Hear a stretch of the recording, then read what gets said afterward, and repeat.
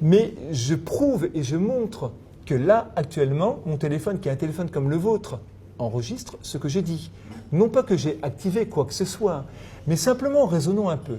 Si la commande vocale « OK Google » entraîne une réponse de Google, sans que autre chose que la commande vocale puisse entraîner, c'est que le micro était actif, c'est que le micro reconnaît ce que je dis.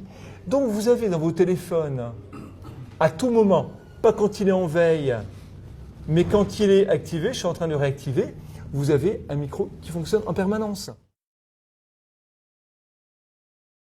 Un exemple très simple avec Android, qui est le système d'exploitation qui appartient à Google. Android, comme Siri, Android permet de faire des recherches vocales. Mais je vais vous montrer quelque chose qui est vraiment étonnant. Faisons une recherche. OK Google. Recette de la tarte aux poires.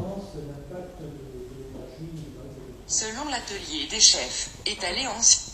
Donc on s'aperçoit qu'il y a une reconnaissance parfaite de la voix et j'ai les résultats de mes réponses. Par contre, il y a quelque chose qui est vraiment intriguant. Je vais aller sur My Activity Google, qui est la page offerte par Google, qui vous présente l'ensemble de votre activité sur Google.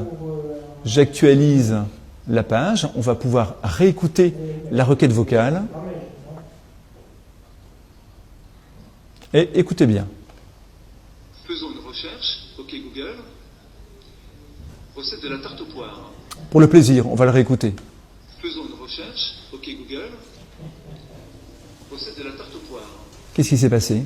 Google a tout simplement enregistré les quelques secondes qui précédaient OK Google.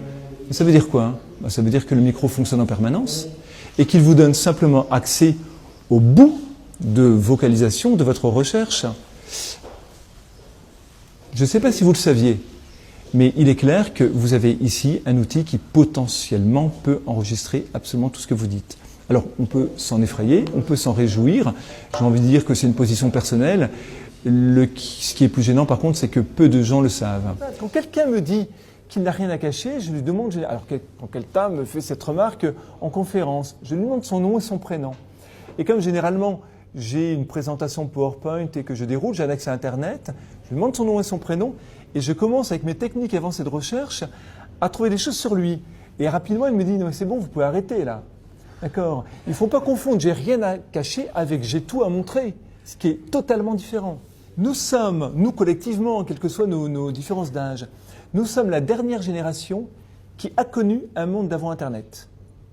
Nos enfants ne connaîtront que le monde Internet, vivront et nageront et pourront se mouvoir dans un monde qui est totalement numérisé.